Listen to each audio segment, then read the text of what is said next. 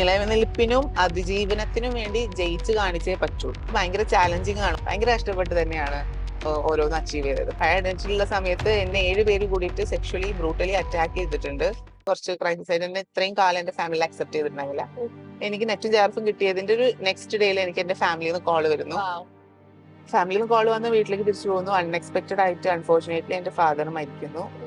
ഞാൻ ജീവിച്ചിരിക്കുന്നതിന് എന്തോ ഭാഗ്യം എന്ന് പറയും. തകർന്ന് തരിപ്പണമായി കഴിഞ്ഞ കുറച്ച് കാലങ്ങളായിട്ട് ആത്മഹത്യയെ കുറിച്ച് വരെ ചിന്തിക്കുന്നു. അല്ലാത്തടത്തോളം കാലം അവരെ മനുഷ്യരായി പോലും അംഗീകരിക്കാൻ താല്പര്യമില്ല. അപ്പൊ ദയാഗാത്രി വന്ന് സംസാരിച്ചപ്പോ അതിനെ വരെ പരിഹസിച്ച് ഇവരൊക്കെയാണ് വന്ന് പേരന്റ് അല്ലെങ്കിൽ ഗാർഡിയനായിട്ട് വന്ന് സംസാരിക്കുന്നതുകൊണ്ട് ബാക്കിയുള്ളവരടുത്ത് പറയുകയും കളിയാക്കുകയും ഒക്കെ ചെയ്തിട്ടുണ്ട്. ഗസ്റ്റ് റൂമിലേക്ക് സ്വാഗതം. ഇന്ന് ഗസ്റ്റ് റൂമിൽ വിശിഷ്ട അതിഥിയാണ് നമ്മളോടൊപ്പം ചേരുന്നത്, Heidi Sadiya. Welcome. Thank you.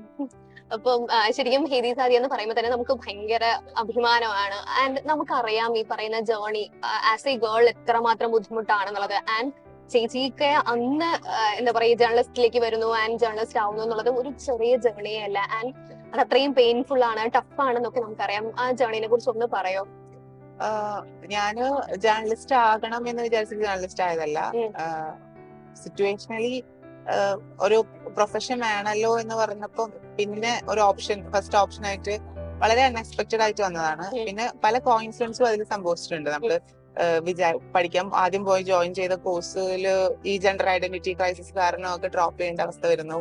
അത് കഴിഞ്ഞതിന് ശേഷം പിന്നീടുള്ള ലൈഫിൽ നമ്മൾ ഓവർകം ചെയ്ത് ഓരോന്നും ചെയ്ത് വരുമ്പോൾ ഗ്രാജുവേഷൻ കഴിഞ്ഞിരിക്കുന്ന ഫേസിൽ ബാംഗ്ലൂരിലൊക്കെ ആയിരുന്നു, ബാംഗ്ലൂരും ഡൽഹിയിലൊക്കെ ആയിരുന്നു. അപ്പൊ അവിടെ നിന്ന് തിരിച്ചൊരു വരവ് വേണമെന്നുണ്ടായിരുന്നു. അപ്പൊ ആ വരവില് ഇനി ഒരു കരിയർ ബിൽഡ് ചെയ്യാൻ വേണ്ടിട്ട് എന്ത് പഠിക്കണം എന്ന് വിചാരിച്ചപ്പോഴാണ് പ്രസ് ക്ലബില്, ട്രിവാൻഡ്രം പ്രസ് ക്ലബില് പി അഭിജിത്ത് എന്ന് പറഞ്ഞൊരു ഫോട്ടോ ജേർണലിസ്റ്റ് ഉണ്ട്.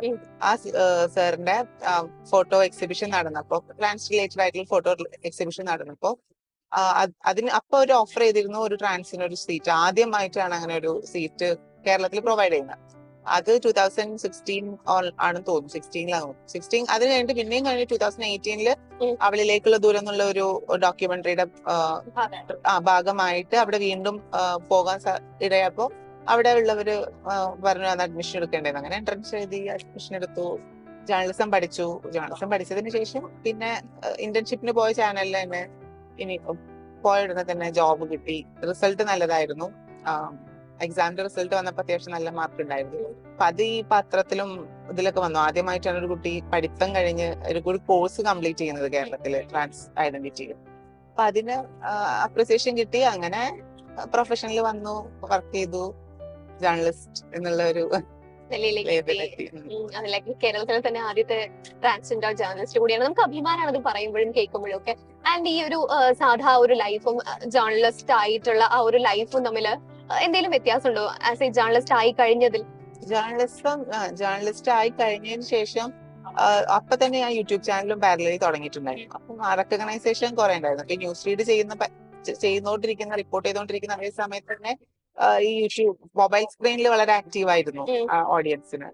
അപ്പോ പിന്നെ അപ്പോഴാണ് ഒരു എറ ചേഞ്ച് വരുന്നത്. അതായത് അതുവരെ ഉണ്ടായിരുന്ന ഒരു വിഷ്വൽ കൾച്ചർ കോൺസെപ്റ്റിന് കംപ്ലീറ്റ്ലി ന്യൂ മീഡിയ ഇൻഫ്ലുവൻസിലേക്ക് മാറുന്നതും കൊറോണ വരുന്നതും ഒക്കെ. അപ്പൊ ഇനിഷ്യൽ ഫേസിൽ കിട്ടിയിരുന്ന റെക്കഗ്നൈസേഷൻ ഭയങ്കര ഓവർവെൽമിങ് ആയിരുന്നു. ന്യൂസ് റീഡ് ചെയ്തിരുന്ന സമയത്ത് ആൾക്കാർ റെക്കഗ്നൈസ് ചെയ്യുമ്പോഴും ഒക്കെ കിട്ടുന്നത് ഭയങ്കര ഹാപ്പിനെസ് ഉള്ളത് തന്നെയാണ്.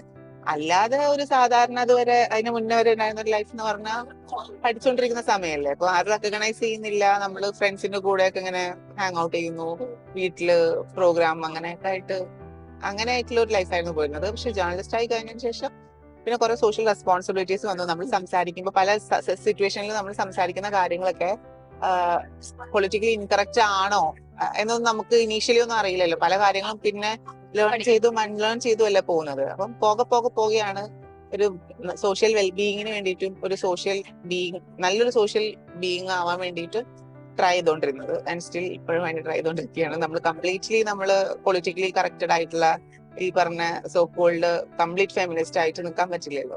ഫെമിനിസം എന്നൊരു ആശയത്തെ വളരെയധികം ചേർത്ത് പിടിച്ച് ഈക്വാലിറ്റിക്ക് വേണ്ടി സംസാരിച്ചുകൊണ്ട് മുന്നോട്ട് പോകാൻ ആഗ്രഹിക്കുന്നു. അങ്ങനെ ഒരു ട്രാക്കില്, ഒരു ജേർണിയിലേക്ക് ഇപ്പൊ പോയിക്കൊണ്ടിരിക്കുന്നു ആ ജേർണി.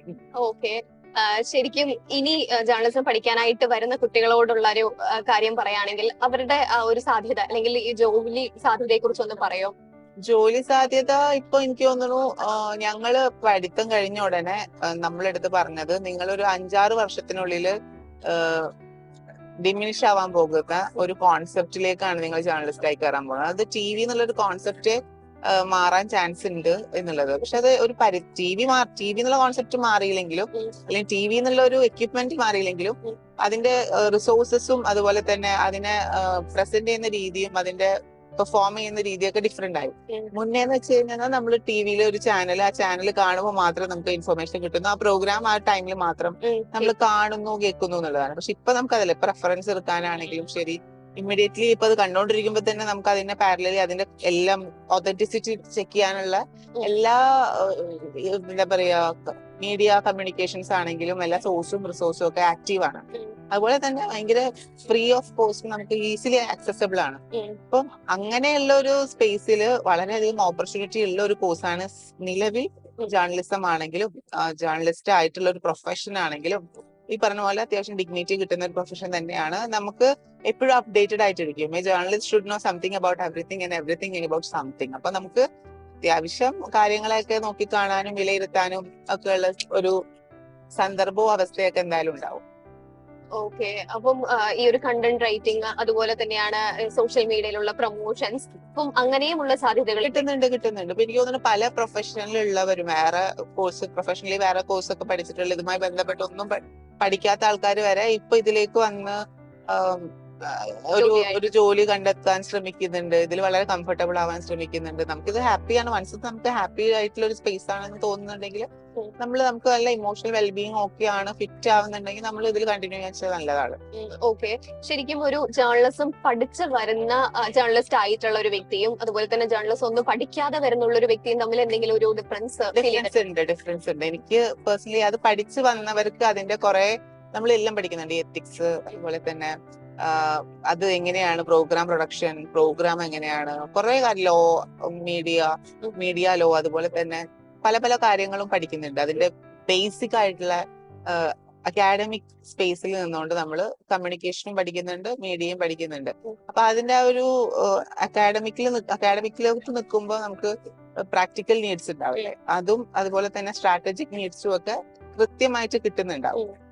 പക്ഷെ അല്ലാതെ വന്നിട്ട് പാഷന്റെ പുറത്ത് വരുന്നവരാണെങ്കിൽ അവരുടെ പാഷന്റെ പുറത്ത് വരുന്ന ഒരു എഫേർട്ടാണ്.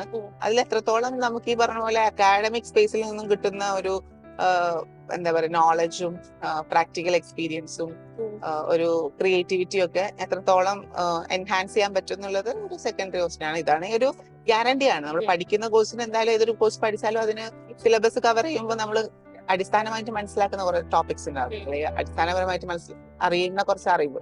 അപ്പൊ അത് വലിയ ബെനിഫിറ്റ് ആവുന്ന കാര്യമാണ്. അത് പഠിച്ചിട്ട് വരുന്നതാണെങ്കിൽ കുറച്ചും കൂടെ നമുക്ക് പിടിച്ചു നിൽക്കാൻ എളുപ്പമായിരിക്കും. അതിന്റെ കൂടെ നമ്മൾക്ക് പാഷനും ക്രിയേറ്റിവിറ്റിയും ഒക്കെ കുറച്ച് ബോണസ് ആയിട്ടുണ്ടെങ്കിൽ അത് എക്സ്ട്രാ ആഡ് ഓൺസ് ആണ്. ഓക്കെ, ശരിക്കും ഇനി ജേർണലിസ്റ്റ് ആവാൻ പോകുന്ന അല്ലെങ്കിൽ ജേർണലിസം കോഴ്സ് പഠിക്കാനായിട്ട് പോകുന്ന ആരോടെങ്കിലും കുട്ടികളോട് എന്തെങ്കിലും പറയാനുണ്ടെങ്കിൽ ഒന്ന് പറയും, ഈ പറഞ്ഞിട്ടുള്ള കാര്യങ്ങളല്ലാതെ. ഭയങ്കര എത്തിക്സ് ഉള്ള ജേർണലിസ്റ്റ് ആയിട്ട് ജീവിക്കാൻ ശ്രമിക്കുക. കാരണം നമ്മുടെ കയ്യിൽ നമ്മൾ ഇൻഫർമേഷൻസ് ആണ് നമ്മൾ കമ്മ്യൂണിക്കേറ്റ് ചെയ്യുന്നത്. അപ്പം ആൾക്കാരനെ നമ്മൾക്ക് പല രീതിയിൽ ഇൻഫ്ലുവൻസ് ചെയ്യാനുള്ള ഒരു കേപ്പബിലിറ്റിയും കപ്പാസിറ്റിയും ഒക്കെ ഉണ്ട്.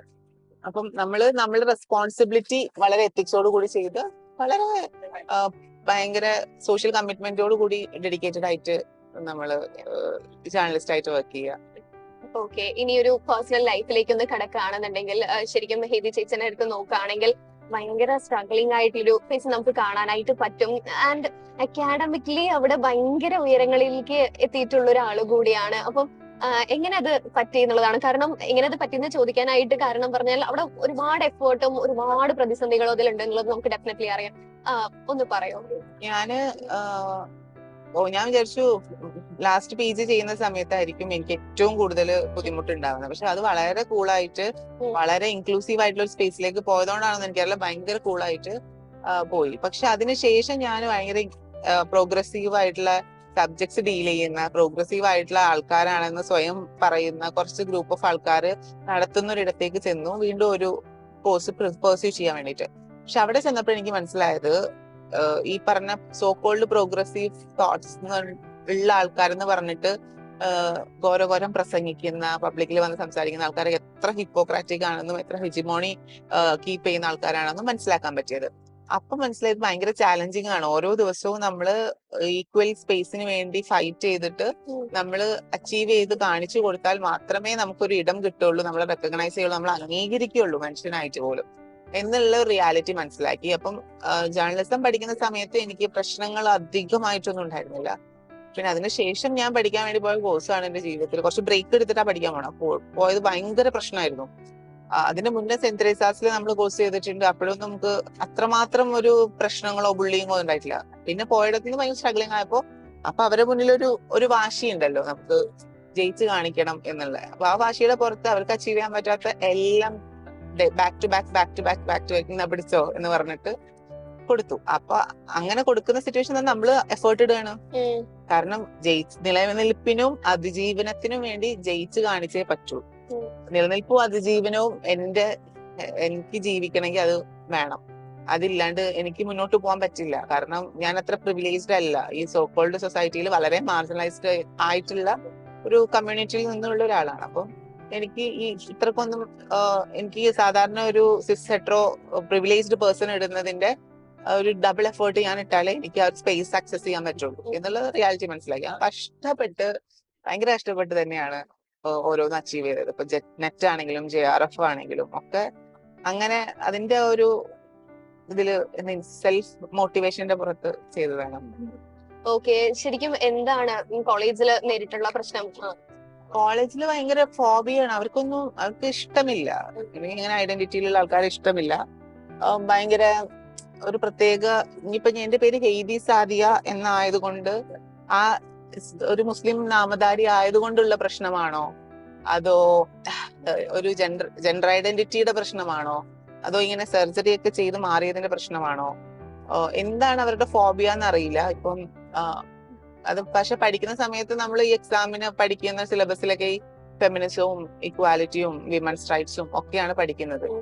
പക്ഷെ അത് അറ്റ് ദ സെയിം ടൈം എന്നെ ഭയങ്കരമായിട്ട് ഡിസ്ക്രിമിനേറ്റ് ചെയ്യുന്ന, ഏലിയനേറ്റ് ചെയ്യുന്ന, അതാണ് ഏലിയനേഷൻ എന്ന് പറഞ്ഞ വാക്ക് മാത്രം എനിക്ക് അറിയുന്നുണ്ടായിരുന്നു. അതിന്റെ പ്രാക്ടിക്കൽ എക്സ്പീരിയൻസ് അറിയുന്നത് ആ ഒരു സ്പേസിൽ പോയപ്പോഴാണ്. പിന്നെ നമ്മള് അറ്റ് ദ സെയിം ടൈം അവിടുത്തെ എക്സ്ട്രാ കോ കരിക്കുലർ ആക്ടിവിറ്റീസിലൊക്കെ നമ്മൾ ആക്റ്റീവ് ആവുന്നു. അപ്പോഴും നമ്മളെ തകർക്കാൻ വേണ്ടിയിട്ട് ഓരോന്ന് ചെയ്യുന്നു. എനിക്ക് ഈ പറഞ്ഞ പോലെ പ്രാക്ടീസ് നാടകത്തിന്, എംജി യൂണിവേഴ്സിറ്റി നാടകത്തിന് പാർട്ടിസിപ്പേറ്റ് ചെയ്യുന്നുണ്ടായിരുന്നു. അപ്പൊ ആ സമയത്തായിരുന്നു എന്നെ ചേർത്ത് പിടിക്കേണ്ട ആൾക്കാർ, അല്ലെങ്കിൽ എന്റെ ക്ലാസ്സിലുള്ള കുറച്ച് പേര് കൂടിയിട്ട് എന്റെ അടുത്ത് ഞാൻ പഴയ ഐഡന്റിറ്റിയിൽ ജെൻഡർ സ്കോർ ചെയ്യുന്ന സമയത്ത്, പഴയ ഐഡന്റിറ്റിയിലുള്ള സമയത്ത് എന്നെ 7 പേര് കൂടിയിട്ട് സെക്ഷലി ബ്രൂട്ടലി അറ്റാക്ക് ചെയ്തിട്ടുണ്ട്. ഇവിടെ വെച്ചിട്ട് അനാട്ടമി ഡിസെക്ഷൻ ലാബിൽ വെച്ചിട്ട് എന്നെ ഫിസിക്കൽ അബ്യൂസ് ചെയ്തിട്ടുണ്ട്. അവരെടുത്ത് പോലും അവർ ചെയ്തത് പോലും നിസ്സാരമായി പോകുന്ന രീതിയിലാണ് എന്റെ അടുത്ത് ഇവിടെ കംപ്ലീറ്റ് വുമണായി വന്നിരുന്നിട്ട് പഠിക്കുന്ന സ്പേസിൽ എന്റെ അടുത്ത് ചെയ്ത ഈ അക്രമം എന്ന് പറയുന്നത്. അപ്പോ ഈ പറഞ്ഞ പോലെ അവര് ഉപദ്രവിച്ചു. ഞാന് അതിന്റെ വലിയൊരു അട്രോസിറ്റി ആയിരുന്നു അത്. ഞാൻ പ്രാക്ടീസിന്റെ ഇടക്ക് എനിക്ക് പാനിക് അറ്റാക്ക് വരുന്നു, തല കറങ്ങി വീഴുന്നു, എന്നെ മെഡിക്കൽ കോളേജിലേക്ക് എടുത്തുകൊണ്ടുവന്നു. അപ്പൊ ഞാൻ ക്വിറ്റ് ചെയ്യാന്നുള്ള ഒരു പ്ലാൻ ആയിരുന്നു. പിന്നെ അവിടുത്തെ SFIയിലൊക്കെ സ്റ്റുഡൻസും ആൾക്കാരും ഒക്കെ എന്റെ അടുത്ത് പറഞ്ഞു, യൂണിയനിലുള്ളവർ പറഞ്ഞു, ഹെയ്ദി ഇല്ലെങ്കിൽ ഡ്രാമ ഇവിടെ ഉണ്ടാവില്ല എന്ന്. അപ്പൊ അങ്ങനെ ആ കോളേജിന്റെ ഇൻസ്റ്റിറ്റ്യൂഷനിലെ ചരിത്രത്തിൽ ആദ്യമായിട്ടാണ് ഒരു ഡ്രാമ യൂണിവേഴ്സിറ്റി ലെവലിലേക്ക് പാർട്ടിസിപ്പേറ്റ് ചെയ്യാൻ പോകുന്നത്. അപ്പൊ അതിന് ബെസ്റ്റ് ആക്ട്രസ് നേടിക്കൊടുത്തു, എനിക്ക് കിട്ടി ബെസ്റ്റ് ആക്ട്രസ്. അതുപോലെ തന്നെ എനിക്ക് ആ നാടകത്തിന് നല്ലൊരു പൊസിഷനിൽ എത്തിക്കാൻ വലിയ പങ്ക് വഹിക്കാൻ പറ്റി, A ഗ്രേഡ് കിട്ടി. അതൊക്കെ ഒരു അച്ചീവ്മെന്റ് ആയിരുന്നു. ആ അച്ചീവ്മെന്റ് ആയിട്ട് നിൽക്കുന്ന സമയത്ത് ഞാനിങ്ങനെ ചോക്ലേറ്റും കൊണ്ട് ചെല്ലുന്ന സമയത്ത് ഇവരുടെയൊക്കെ മുഖം ഭയങ്കര, ഞാൻ എന്തോ ആരെയോ കൊന്നു വന്ന് നിൽക്കുന്ന പോലത്തെ ഒരു ഫീലിംഗ്, അവരുടെ എന്തോ തട്ടിപ്പറിച്ച പോലത്തെ ഒരു രീതിയിലാണ് ഇങ്ങനെ എല്ലാവരും മുഖത്തോട് നോക്കുന്നത്. അത് കഴിഞ്ഞ് നെറ്റും JRFും കിട്ടുന്നു. നെറ്റും JRFും കിട്ടിയിട്ട് എന്റെ ഫാമിലിയിൽ കുറച്ച് ക്രൈസിസ് ആയിട്ട്, എന്നെ ഇത്രയും കാലം എന്റെ ഫാമിലി അക്സെപ്റ്റ് ചെയ്തിട്ടുണ്ടാവില്ല. എനിക്ക് നെറ്റും JRFും കിട്ടിയതിന്റെ ഒരു നെക്സ്റ്റ് ഡേയിൽ എനിക്ക് എന്റെ ഫാമിലിയിൽ നിന്ന് കോള് വരുന്നു. ഫാമിലിയിൽ നിന്ന് കോള് വന്ന് വീട്ടിലേക്ക് തിരിച്ചു പോകുന്നു. അൺഎക്സ്പെക്ടഡ് ആയിട്ട് അൺഫോർച്ചുനേറ്റ്ലി എന്റെ ഫാദർ മരിക്കുന്നു. വീട്ടിൽ പോകുന്നു. ഫാദറിന്റെ ഒരു വിഷമത്തില്, മരിച്ച ഒരു ഇതില് ഓവർകം ചെയ്തിട്ട് ഞാൻ തിരിച്ച് വീണ്ടും കലോത്സവം ഉണ്ടായിരുന്നു, അതിന് രജിസ്ട്രേഷൻ ഒക്കെ ചെയ്ത കാരണം പാർട്ടിസിപ്പേറ്റ് ചെയ്യാൻ വേണ്ടി പോകുന്നു. പാർട്ടിസിപ്പേറ്റ് ചെയ്ത് കഴിഞ്ഞ് കലോത്സവത്തിൽ പാർട്ടിസിപ്പേറ്റ് ചെയ്ത് കഴിഞ്ഞിട്ട് തിരിച്ച് എഗെയിൻ ഞാൻ ക്ലാസ്സിലേക്ക് പോയിരുന്ന സമയത്ത് കുട്ടികളൊക്കെ എന്നെ ഭയങ്കര തുറച്ച നോട്ടം, ദേഷ്യം പിടിച്ച് നോക്കും, മിണ്ടുന്നില്ല, ഞാൻ ഇരിക്കുന്നിടത്ത് എണീറ്റ് പോവുക, ഭക്ഷണം കഴിക്കുമ്പോൾ അവരൊക്കെ ഒരു ഗ്യാങ് ആയിട്ട്. അപ്പം ഇവിടെ ഒരു ക്ലാസ്സിൽ ഒരു 8, 9, 10 പേരുണ്ട്. അതിൽ ഒരാളെ മാത്രം മാറ്റി നിർത്തുന്നു, ബാക്കി ഇത് എൻറ്റയർ പേര് ഒരു ഗ്രൂപ്പ് ആകുമ്പോൾ അങ്ങനെയുള്ളിടത്ത് സർവൈവ് ചെയ്യാന്നുള്ളത് ഭയങ്കര പെയിൻഫുൾ ആണ്. നമുക്ക് ഈ ഒറ്റപ്പെടൽ എന്ന് പറയുന്നത് ഭയങ്കര ഹൊറിബിൾ ആയിട്ടുള്ള ഒരു അവസ്ഥയാണ്. അപ്പൊ നമ്മൾ ഓൾറെഡി ഈ പറഞ്ഞ പോലെ ഓപ്പറേഷൻസ് നേരിടുന്ന മനുഷ്യന്മാരായിട്ട് പോലും നമ്മൾ ആ ഓപ്പറേഷൻ നേരിടുന്നവരാണ് എന്നുള്ള കൃത്യമായ ബോധ്യമുള്ളതുകൊണ്ട് എങ്ങനെയാണ് അവരെ ഡിസ്ക്രിമിനേറ്റ് ചെയ്യാന്ന് കൃത്യമായിട്ട് അറിയുന്ന ആൾക്കാരായതുകൊണ്ട്, ഡിസ്ക്രിമിനേഷൻ എന്താണെന്ന് അറിയുന്ന ആൾക്കാരായതുകൊണ്ട് ആകും മേ ബി ഡിസ്ക്രിമിനേറ്റ് ചെയ്യുന്നത്.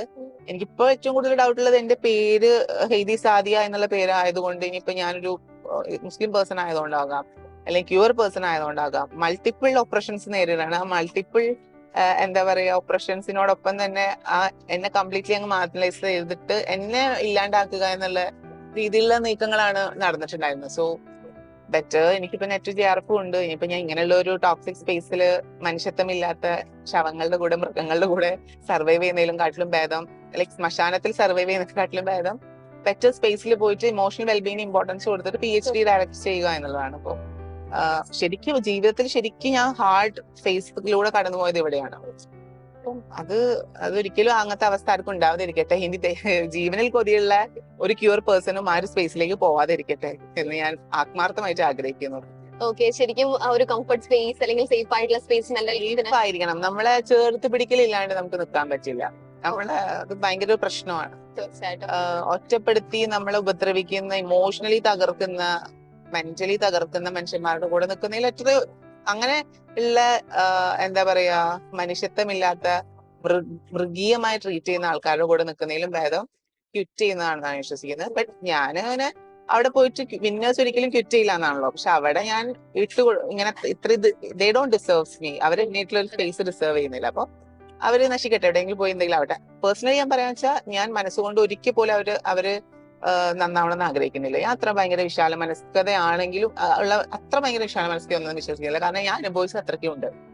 ഞാൻ ജീവിച്ചിരിക്കുന്നതിന് എന്തോ ഭാഗ്യം എന്ന് പറയാം. തകർന്ന് തരിപ്പണമായി ഞാൻ എന്ന മനുഷ്യൻ ഈ ഒരു കുറച്ച് വ്യക്തികൾ കാരണം കഴിഞ്ഞ കുറച്ച് കാലങ്ങളായിട്ട് ആത്മഹത്യയെ കുറിച്ച് വരെ ചിന്തിക്കുന്നു. മരിക്കണം, ഓക്കെ ഇന്ന ആൾക്കാർ കാരണം ഇവർക്ക് ഞാൻ ജീവിച്ചിരിക്കുന്നതാണല്ലോ പ്രശ്നം, മരിക്കാം എന്ന് വിചാരിച്ച് ഞാൻ മരിക്കാം എന്നുള്ള ഡിസിഷൻ വരെ എടുത്തിട്ടുള്ളത് ഇങ്ങനെയുള്ള കുറച്ച് പേര് കാരണം. അതൊരു വിദ്യാലയത്തില് അല്ലെങ്കിൽ ഒരു കലാലയത്തില് ഒരു എല്ലാവരും കൂടി ഇരുന്ന് പഠിക്കേണ്ട സ്പേസിലാണ് എനിക്ക് ഇത് ഉണ്ടായിട്ടുള്ളത്. ഒറ്റപ്പെടുത്തലും ഈ പ്രശ്നങ്ങളും കുറെ ബുദ്ധിമുട്ടുകൾ ഉണ്ടായിരുന്നു. പിന്നെ നീതി കിട്ടില്ല എന്ന് മനസ്സിലായി. കാരണം നമ്മള് ജെൻഡർ എന്താ പറയാ മാർജിനലൈസ്ഡ് ആയിട്ടുള്ള, നമ്മൾ ഈ പറഞ്ഞ പോലെ വൾണറബിൾ ആയിട്ടുള്ള മനുഷ്യന്മാരാകുമ്പോൾ നമ്മൾ നീതിക്ക് വേണ്ടി ചെല്ലുമ്പോൾ അവര് മെജോറിറ്റി സിസ്ജെൻഡർ ഹെറ്ററോ പേഴ്സന്റെ ആൾക്കാരുടെ കൂടെ ആയിരിക്കും ഈ അതോറിറ്റി. അപ്പൊ അവര് കാരണം ഇവർ ഈ പറഞ്ഞ പോലെ രാഷ്ട്രീയ നേതാക്കളുടെ മക്കളായിരിക്കും, എന്ത് തോന്നിവാസം കാണിച്ചാലും ഫാമിലി ഹൈ പ്രൊഫൈലുള്ള ആൾക്കാരായിരിക്കും. അപ്പം അവർക്കൊക്കെ ആയിരിക്കും അവരുടെ കൂടെ നിൽക്കുള്ളൂ. നമ്മൾ ഫൈറ്റ് ചെയ്തിട്ട് വീണ്ടും നമ്മളെ മെന്റൽ ഹെൽത്തും എനർജിയും കളയുന്നതിൽ അർത്ഥമില്ലാത്തത് കൊണ്ട് ഞാൻ ഇപ്പൊ ആര്യബടായി പറയുന്ന ഡയലോഗ് ഉണ്ട്, അവരെ ഉപദ്രവിച്ച ആൾക്കാർക്ക് എന്തെങ്കിലും പറ്റിക്കഴിഞ്ഞാൽ she will be the happiest person എന്ന് പറയുന്നത്. അതുപോലെ ഇവർക്ക് എന്തെങ്കിലും പറ്റിക്കഴിഞ്ഞാൽ ഐ വോണ്ട് ബി ഹാപ്പി, ഞാൻ സന്തോഷിക്കൊന്നുമില്ല. പക്ഷെ പറ്റിക്കഴിഞ്ഞാൽ അത് പറ്റാൻ അവർ അർപ്പിക്കുന്നുണ്ട്. അത്രയും ക്രൂരന്മാരാണ്. അത്രയും ഇപ്പൊ ഈ റാഗിങ്ങിനൊക്കെ പലരും പ്രശ്നങ്ങൾ നേരിട്ടപ്പോ, ഞാനും റാഗിങ് നേരിട്ട സമയത്ത് ഇതേ സ്പേസിൽ റാഗിങ് നേരിട്ട് ഞാൻ ആന്റി റാഗിങ് സെല്ലിൽ കംപ്ലൈന്റ് കൊടുത്തപ്പോ പോലും അതിനെ പരിഗണിക്കുക പോലും ചെയ്തില്ല, കീറിക്കളയുക ചെയ്തത്. അപ്പോ ഇങ്ങനെയുള്ള ഒരു അവസ്ഥയിലാണ് ഞങ്ങൾ ഓരോ ട്രാൻസ് വ്യക്തികളും അതിജീവിച്ച് മുന്നോട്ട് വരുന്നത്.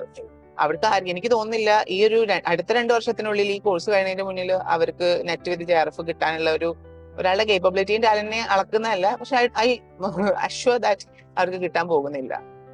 അവര് അറ്റ്ലീസ്റ്റ് കിട്ടി കാണിക്കട്ടെ, പ്രൂവ് ചെയ്യട്ടെ, അപ്പൊ ഞാൻ അതിനെ അംഗീകരിക്കാം. അല്ലാത്തടത്തോളം കാലം അവരെ മനുഷ്യരായി പോലും അംഗീകരിക്കാൻ എനിക്ക് താല്പര്യമില്ല. ബിക്കോസ് അത്രയും എന്താ പെയിൻ. നമ്മളെ തകർക്കാൻ, നശിപ്പിക്കാൻ, ഉപദ്രവിക്കാൻ ശ്രമിച്ച ആൾക്കാർ നമ്മൾ തീർന്നു എന്നാ വിചാരിച്ചത്. അതിന്റെയൊക്കെ ഒരു സമയം കഴിഞ്ഞു, അതിന്റെയൊക്കെ ഒരു കാലഘട്ടം കഴിഞ്ഞത്. പക്ഷെ ഇല്ല, അതിന്റെ എക്സ്ട്രീം ഇതിലാണ്, ടോക്സിക് വേർഷനിലാണ് ഉള്ളത്.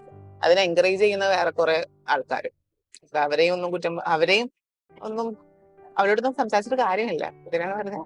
ശരിക്കും ആ ഒരു പെയിനിൽ ഒരുപാട് സപ്പോർട്ട് ചെയ്തത് ഈ പറയുന്ന പോലെ മെന്റൽ ഹെൽത്തിന് ഭയങ്കര ഇമ്പോർട്ടൻസ് നൽകി എന്താ പറയാ ചേച്ചിനെ ശരിക്കും ഓക്കെ ആക്കിയത് ആ ഒരു ഫ്രണ്ട് ഗ്യാങ് ആണെന്ന് തോന്നില്ലേ? നാദിറ, അങ്ങനെ അതിന്റെ കമ്മ്യൂണിറ്റി, നാദിറ, ശ്രുതി, ദയ, അവരൊക്കെ ഞാൻ ഫസ്റ്റ് ഇങ്ങനെ കരഞ്ഞ് പ്രശ്നം നേരിടുന്ന എന്നുള്ള ഒരു പോസ്റ്റ് ഇടുമ്പോൾ ഇവർ അപ്പോൾ ഫസ്റ്റ് കോള് വരുന്ന എനിക്ക് ആദമിന്റെ ആയിരുന്നു.